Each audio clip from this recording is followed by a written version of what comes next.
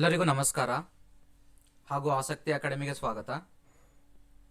So ಇವತ್ತಿನ ವಿಚಾರ ಏನಪ್ಪ ಅಂತಂದರೆ ಮೇಜರ್ ಅಪ್ಡೇಟ್ ಮತ್ತು ಚೇಂಜಸ್ ಯಾವುದರಲ್ಲಿ ಅಂತಂದರೆ KCET 2025 ಕೌನ್ಸಿಲಿಂಗ್ ಪ್ರೋಸೆಸ್ಸಲ್ಲಿ ಈ ವರ್ಷ ಏನು ಚೇಂಜಸ್ ಇದೆ. ಲಾಸ್ಟ್ ಇಯರ್ಗೆ ಕಂಪೇರ್ ಮಾಡಿದ್ರೆ ಪ್ರತಿ ವರ್ಷ ಕೌನ್ಸಿಲಿಂಗ್ ಪ್ರೋಸೆಸ್ಸಲ್ಲಿ ಸ್ವಲ್ಪ ಏನಾದ್ರು ಚೇಂಜಸ್ ನಡೀತಾನೆ ಇರುತ್ತೆ.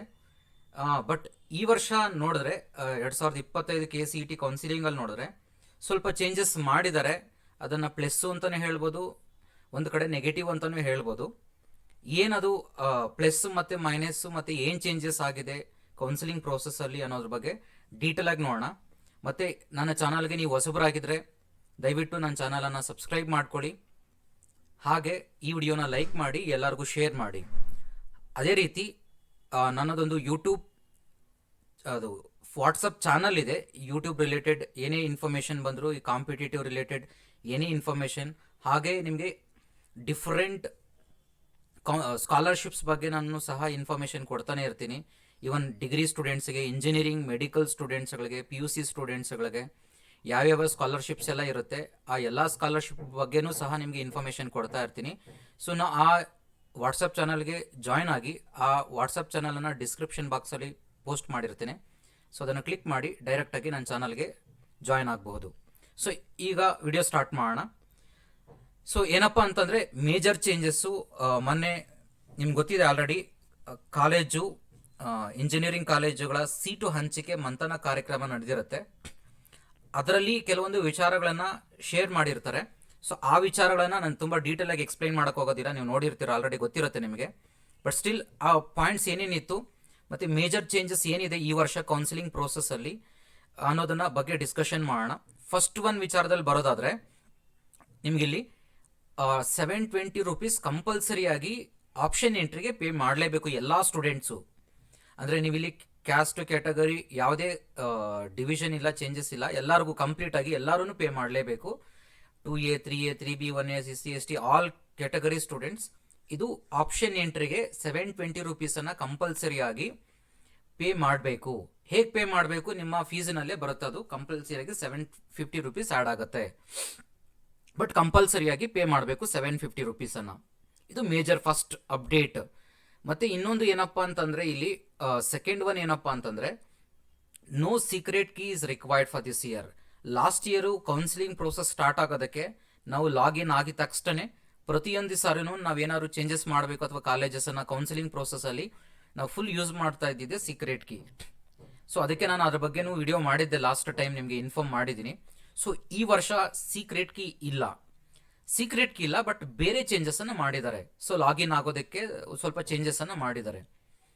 ಏನು ಚೇಂಜಸ್ ಮಾಡಿದ್ದಾರೆ ಲಾಗಿನ್ ಆಗೋದಕ್ಕೆ, ಯಾವ ಥರ ಲಾಗಿನ್ ಆಗಬೇಕು, ಆಪ್ಷನ್ ಎಂಟ್ರಿನ ಮಾಡಬೇಕು ಅನ್ನೋದಂತಂದರೆ, ಇಲ್ಲಿ ಫಸ್ಟ್ ಏನಾಗುತ್ತೆ ಅಂದರೆ, ನಿಮ್ಗೆ ಆಲ್ರೆಡಿ ವೆರಿಫಿಕೇಷನ್ ಸ್ಲಿಪ್ಪನ್ನು ಡೌನ್ಲೋಡ್ ಮಾಡ್ಕೊಂಡಿರ್ತೀರಾ.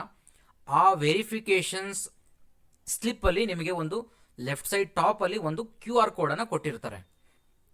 ಸೊ ಆ QR ಕೋಡನ್ನು ನೀವೇನು ಮಾಡಬೇಕು, ಸ್ಕ್ಯಾನ್ ಮಾಡಬೇಕು. ಯಾವ ಥರ ಸ್ಕ್ಯಾನ್ ಮಾಡೋದು? ಸೊ ಈ ವರ್ಷ ಸ್ವಲ್ಪ ಚೇಂಜ್ ಮಾಡಿದ್ದಾರೆ. ಏನಪ್ಪ ಅಂತಂದರೆ, ವೆಬ್ ಕ್ಯಾಮ್ರಾ ಯೂಸ್ ಆಗಬೇಕು. ಯಾಕಂದರೆ ಆ ವೆಬ್ ಕ್ಯಾಮ್ರಾದಲ್ಲಿ ಆನ್ ಮಾಡಿದಾಗ ಈ QR ಕೋಡನ್ನು ಅದ್ರ ಮುಂದೆ ತೋರಿಸ್ಬೇಕಾಗತ್ತೆ. ವೆಬ್ ಕ್ಯಾಮ್ರಾ ನಿಮಗೆ ಲ್ಯಾಪ್ಟಾಪಲ್ಲಾಗಲಿ ಅಥವಾ ಕಂಪ್ಯೂಟ್ರಲ್ಲಾಗಲಿ ನಿಮಗೆ ವೆಬ್ ಕ್ಯಾಮ್ರಾ ಇದ್ದಾಗ ಅದನ್ನು ಮತ್ತೆ ಈಗ ಹೇಳ್ತಿದ್ದಾರೆ, ಇದನ್ನು ಮೊಬೈಲ್ ಫೋನಲ್ಲೂ ಸಹ ಮಾಡಬಹುದು ಅಂತ ಹೇಳ್ತಿದ್ದಾರೆ. ಬಟ್ ಅದು ಯಾವ ಮಟ್ಟಿಗೆ ಅದು ವರ್ಕ್ ಆಗುತ್ತೆ ಅನ್ನೋದು ಗೊತ್ತಿಲ್ಲ. ಇನ್ನು ಟೆಕ್ನಿಕಲ್ ಇಶ್ಯೂಸ್ ಏನೇನು ಕ್ರಿಯೇಟ್ ಆಗುತ್ತೆ ಗೊತ್ತಿಲ್ಲ. ನೀವೀಗ ಆಲ್ರೆಡಿ ನೋಡಿರ್ತೀರ, ಈ ಪ್ರೋಸೆಸ್ಸಲ್ಲೇ ಎಷ್ಟು ಅಪ್ಲಿಕೇಶನಿಂದ ಹಿಡಿದು ಇಲ್ಲಿ ಅಲ್ಲೇ ಮೊನ್ನೆ ವೆರಿಫಿಕೇಷನ್ ಸ್ಲಿಪ್ ಡೌನ್ಲೋಡ್ ಮಾಡೋವರೆಗೂ ಎಷ್ಟು ಟೆಕ್ನಿಕಲ್ ಇಶ್ಯೂಸನ್ನು ಫೇಸ್ ಮಾಡಿದ್ದೀವಿ ಅಂತ ನೀವೇ ನೋಡಿರ್ತೀರ. ನೀವೇ ಅದರಲ್ಲಿ ಕಾಮೆಂಟ್ಗಳನ್ನು ಮಾಡಿರ್ತೀರ, ಸರ್ ನನಗೆ ಅದು ಅಪ್ಡೇಟ್ ಆಗಿಲ್ಲ, ಇದು ಅಪ್ಡೇಟ್ ಆಗಿಲ್ಲ, ಈ ಪ್ರಾಬ್ಲಮ್ ಆಗಿದೆ, ಆ ಪ್ರಾಬ್ಲಮ್ ಆಗಿದೆ, ವೆರಿಫಿಕೇಷನ್ ಸ್ಲಿಪ್ಪಲ್ಲಿ ನಂದು ಇನ್ಕಮ್ ಅಪ್ಡೇಟ್ ಆಗಿಲ್ಲ, ಮತ್ತು ಕ್ಯಾಸ್ಟ್ ಅಪ್ಡೇಟ್ ಆಗಿಲ್ಲ, ಮತ್ತು ಆ ರಿಸರ್ವೇಷನ್ ಅಪ್ಡೇಟ್ ಆಗಿಲ್ಲ, ಇದಾಗಲಿಲ್ಲ ಅಂತ ಎಷ್ಟೋ ನೋಡಿರ್ತೀರ. ಸೊ ಅಷ್ಟೊಂದು ಟೆಕ್ನಿಕಲ್ ಇಶ್ಯೂಸ್ ಇದೆ.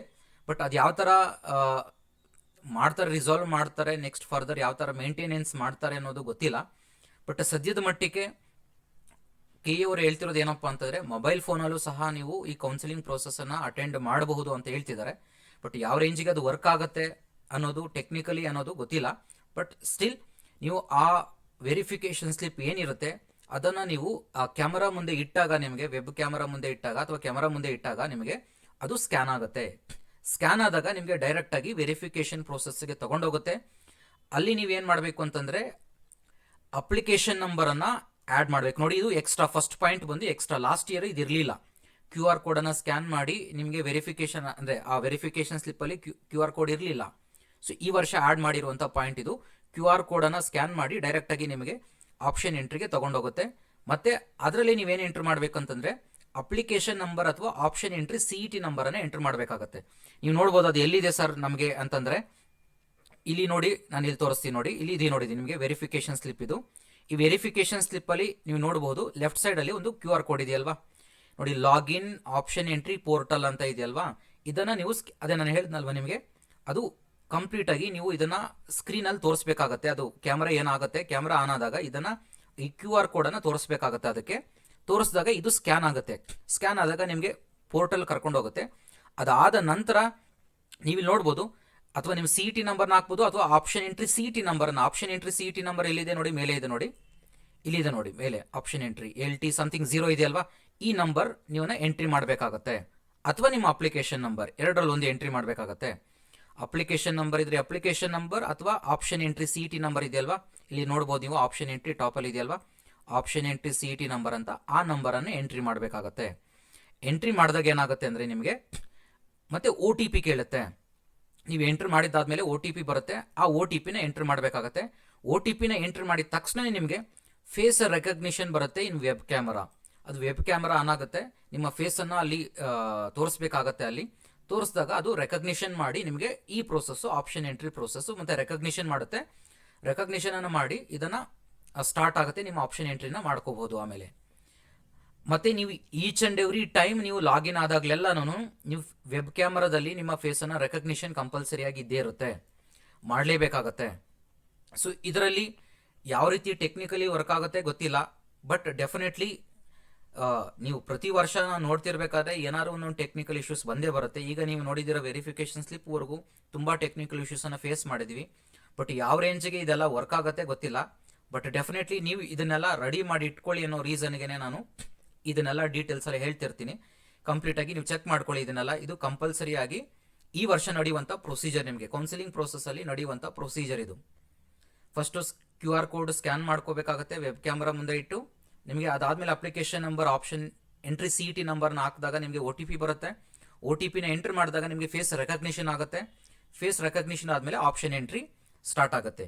ನೀವು ಪ್ರತಿಯೊಂದು ಸರಿ ಆಪ್ಷನ್ ಎಂಟ್ರಿ ಟೈಮಲ್ಲಿ ನೀವು ಇದನ್ನು ವೆಬ್ ಕ್ಯಾಮ್ರಾದಲ್ಲಿ ಫೇಸ್ ರೆಕಗ್ನಿಷನ್ ಆಗಲೇಬೇಕು ಕಂಪಲ್ಸರಿಯಾಗಿ.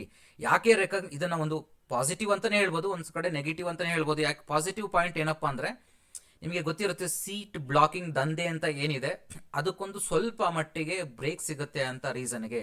ಅಂದರೆ ನಿಮ್ಮ ಲಾಸ್ಟ್ ಇಯರೇ ನೀವು ನೋಡಿರಬಹುದು, ಕೆಲವರೆಲ್ಲ ತಮ್ಮ ಸೀಟುಗಳನ್ನು ಬೇರೆಯವರಿಗೆ ಮಾರಾಟ ಮಾಡಿರುವಂಥ ವಿಚಾರಗಳು ತುಂಬ ಇದ್ದಾವೆ.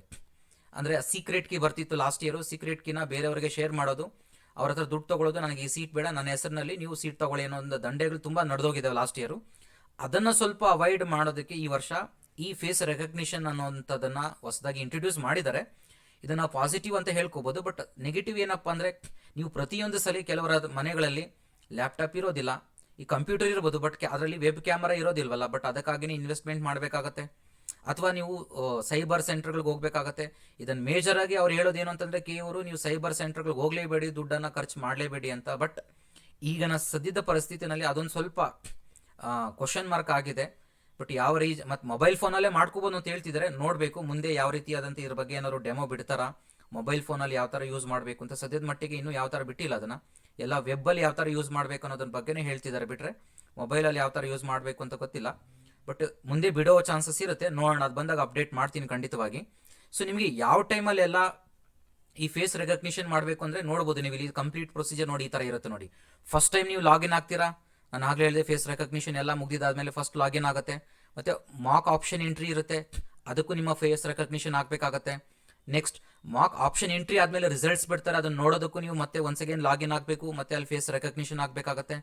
ಮತ್ತು ಅದರಲ್ಲಿ ಏನಾದ್ರು ಚೇಂಜಸ್ ಮಾಡಿದರೆ ನೀವೇನಾದರೂ ಮತ್ತೆ ಚೇಂಜಸ್ ಮಾಡ್ಕೊಳ್ಳೋ ಆಪ್ಷನ್ ಇರುತ್ತೆ ನಿಮಗೆ ಆಪ್ಷನ್ ಎಂಟ್ರಿನಲ್ಲಿ. ಅಲ್ಲೇ ಮತ್ತೆ ಫೇಸ್ ರೆಕಗ್ನಿಷನ್ ಮತ್ತೆ ಲಾಗಿನ್ ಆಗಬೇಕಾಗತ್ತೆ. ಮತ್ತು ಫಸ್ಟ್ ರೌಂಡ್ ಸ್ಟಾರ್ಟ್ ಆಗುತ್ತೆ, ಫಸ್ಟ್ ರೌಂಡ್ ರಿಸಲ್ಟ್ಸ್ ಬಿಡ್ತಾರೆ. ಫಸ್ಟ್ ರೌಂಡ್ ರಿಸಲ್ಟ್ಸ್ ಆದಮೇಲೆ ನೀವು ಅದನ್ನು ಚಲನ್ ಜನರೇಟ್ ಆಗುತ್ತೆ. ಆಗೊಂದ್ಸರಿ ಆಪ್ಷನ್ ಎಂಟ್ರಿ ನೀವೇನಾದ್ರೂ ಅದನ್ನು ಆ ಕಾಲೇಜನ್ನು ಬ್ಲಾಕ್ ಮಾಡಿ ಮತ್ತೆ ಫೀಸ್ ಪೇ ಮಾಡ್ತೀನಿ ಅಂತಂದರೆ ಚಲನ್ ಪ್ರೊಡ್ಯೂಸ್ ಆಗುತ್ತೆ. ಮತ್ತು ಚಲನ್ ಆದಮೇಲೆ ಪೇಮೆಂಟನ್ನು ಮಾಡಬೇಕಾಗತ್ತೆ. ಪೇಮೆಂಟ್ ಕನ್ಫರ್ಮೇಷನ್ ಒಂದ್ಸರಿ ಲಾಗಿನ್ ಆಗಬೇಕಾಗತ್ತೆ. ಸಪೋಸ್ ನೀವು ಸೆಕೆಂಡ್ ರೌಂಡ್ಗೆ ಹೋಗ್ತೀನಿ, ಇಲ್ಲ ಫಸ್ಟ್ ರೌಂಡಲ್ಲಿ ಕಾಲೇಜ್ ಬೇಡ ನನಗೆ ಸೆಕೆಂಡ್ ರೌಂಡಲ್ಲಿ ಹೋಗ್ತೀನಿ ಅಂತಂದರೆ ಮತ್ತೆ ಒನ್ಸ್ ಅಗೇನ್ ಅದೇ ಪ್ರೊಸೀಜರೇ. ಒಂದ್ಸರಿ ಸೆಕೆಂಡ್ ರೌಂಡಲ್ಲಿ ಸಿಗುವಂಥ ರಿಸಲ್ಟ್ಸನ್ನು ನೋಡಬೇಕಾಗತ್ತೆ, ಅದಕ್ಕೆ ಫೇಸ್ ರೆಕಗ್ನಿಷನ್ ಬೇಕಾಗುತ್ತೆ. So each and every time ನೀವು ಯಾವಾಗೆಲ್ಲ ಲಾಗಿನ್ ಆಗ್ತೀರಾ ಈ ಎಲ್ಲ ಟೈಮಲ್ಲೂ ನಿಮ್ಮ ಫೇಸ್ ರೆಕಗ್ನಿಷನ್ ಅನ್ನೋದನ್ನ ಕಂಪಲ್ಸರಿ ಮಾಡಿದ್ದಾರೆ. ಕಂಪಲ್ಸರಿಗೆ ಪ್ರತಿಯೊಂದು ಸರಿ ನೀವು ಲಾಗಿನ್ ಆದಾಗಲೆಲ್ಲ ಫಸ್ಟು ಫೇಸ್ ರೆಕಗ್ನಿಷನ್ ಆದಮೇಲೆ ನಿಮ್ಮ ಫರ್ದರ್ ಪ್ರೋಸೆಸ್ಸನ್ನು ಅದರಲ್ಲಿ ಮಾಡಬಹುದು ಅನ್ನೋದಕ್ಕೆ ಆಗಿದೆ. ಸೊ ಇದರಲ್ಲಿ ಸ್ವಲ್ಪ ಟೆಕ್ನಿಕಲ್ ಇಶ್ಯೂಸ್ ಇದೆ, ನೋಡೋಣ ಯಾವ ರೇಂಜಿಗೆ ರಿಸಾಲ್ವ್ ಮಾಡ್ತಾರೆ ಅಂತ ಗೊತ್ತಿಲ್ಲ. ಬಟ್ ಸದ್ಯದ ಮಟ್ಟಿಗೆ ಇಷ್ಟು ನಿಮಗೆ ಕಂಪ್ಲೀಟಾಗಿ ಲಾಸ್ಟ್ ಇಯರ್ಗೆ ಕಂಪೇರ್ ಮಾಡಿದ್ರೆ ಈ ವರ್ಷದಲ್ಲಿ ಆಗಿರುವಂತಹ ಅಪ್ಡೇಟ್ಸ್ ನಿಮಗೆ ಕೌನ್ಸಿಲಿಂಗ್ ಪ್ರೋಸೆಸ್ಸಲ್ಲಿ. ಬಟ್ ಕೆಲವು ಸ್ಟೂಡೆಂಟ್ಸ್ ಕೇಳ್ತಿದ್ರು, ಸರ್ ಈಗ ಕಂಬೈಂಡ್ ನಾನು ಒಂದು ಆಪ್ಷನ್ ಎಂಟ್ರಿ ಯಾವ ಥರ ಮಾಡೋದು ಅನ್ನೋದ್ರ ಬಗ್ಗೆ ಕಂಪ್ಲೀಟಾಗಿ ಡೀಟೇಲ್ ಆಗಿ ವಿಡಿಯೋ ಮಾಡಿದ್ದೇನೆ. ಬಟ್ ಸ್ಟಿಲ್ ಕೆಲವು ಸ್ಟೂಡೆಂಟ್ಸ್ ಕೇಳ್ತಿದ್ರು, ಸರ್ ಈಗ ನಾನು ಈಗ ಇಂಜಿನಿಯರಿಂಗೇ ನಾನು ಮಾಡಿದ್ದೀರಾ ಸರಿ ಸರ್, ಬಟ್ ನಮಗೆ ಎಲ್ಲ ಕಂಬೈಂಡಾಗಿ ಯಾವ ಥರ ಮಾಡಬೇಕು, ಈಗ ಮೆಡಿಕಲ್, BSc ಅಗ್ರಿಕಲ್ಚರ್, ಫಾರ್ಮಸಿ ಮತ್ತು ಇಂಜಿನಿಯರಿಂಗ್ ಇವುಗಳೆಲ್ಲ ಕಂಬೈಂಡಾಗಿ ನಾವು ಯಾವ ಥರ ಆಪ್ಷನ್ ಎಂಟ್ರಿ ಮಾಡಬೇಕು ಅನ್ನೋದನ್ನು ಸ್ವಲ್ಪ ಡೀಟೇಲಾಗಿ ಎಕ್ಸ್ಪ್ಲೈನ್ ಮಾಡಿ, ನಮಗೆ ಗೊತ್ತಾಗ್ತಿಲ್ಲ ಅಂತ ಕೇಳ್ತಾರೆ ಕೆಲವು ಸ್ಟೂಡೆಂಟು. ಸೊ ಖಂಡಿತವಾಗಿ ಅದನ್ನು ನೆಕ್ಸ್ಟ್ ವಿಡಿಯೋದಲ್ಲಿ ಮಾಡೇ ಮಾಡ್ತೇನೆ, ಎಕ್ಸ್ಪ್ಲೈನ್ ಮಾಡ್ತೀನಿ ನಿಮಗೆಲ್ಲರಿಗೂ. ಸೊ ಅದಕ್ಕಾಗಿ ದಯವಿಟ್ಟು ಈ ಚಾನಲನ್ನು ಯಾರು ಸಬ್ಸ್ಕ್ರೈಬ್ ಆಗಿಲ್ಲೋ ಸಬ್ಸ್ಕ್ರೈಬ್ ಆಗಿ, ಹಾಗೆ ವಿಡಿಯೋನ ಲೈಕ್ ಮಾಡಿ, ಹಾಗೆ ಎಲ್ಲರಿಗೂ ಶೇರ್ ಮಾಡಿ. ಇದೇ ಥರದ ವಿಡಿಯೋಗಳನ್ನು ಖಂಡಿತವಾಗಿ ನಾನು ಮಾಡ್ತಾನೆ ಇರ್ತೀನಿ, ನಿಮಗೆ ಇನ್ಫಾರ್ಮೇಷನ್ ಕೊಡ್ತಾನೆ ಇರ್ತೀನಿ. So thank you all for watching the video.